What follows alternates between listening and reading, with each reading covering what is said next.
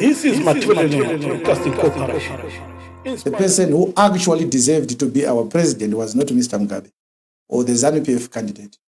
It was supposed to be Joshua Nkomo. Tribalism played a bigger part to deprive someone who had worked harder to liberate our people from the hands of the colonial rule. And from the time the Unity Accord was signed until he died, people heard more about Robert Mugabe than they heard about Joshua Nkomo.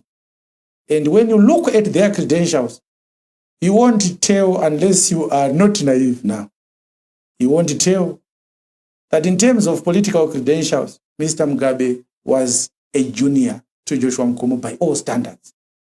The only thing he was good at is manipulating the people, and also he was a chess player, a good chess player. Politically, he was very, very manipulative, and he played this game cunningly to become prominent.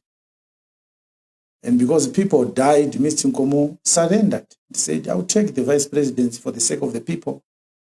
And the story was shut down. If you read the history books today, even those who went to school, I went to school in Zimbabwe, you hear very little about Joshua Nkomo, and you hear a lot about Mr. Mugabe. You hear very little about the Zebra forces. You hear a lot about the Zanda forces.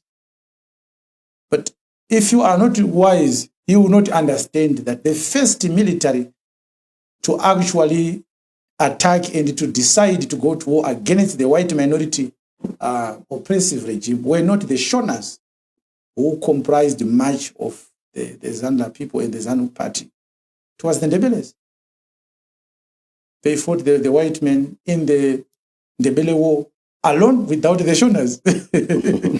Yes, quite interesting. So the history we know now is manipulated by the Shonas to suppress the role that was played by the Ndebeles.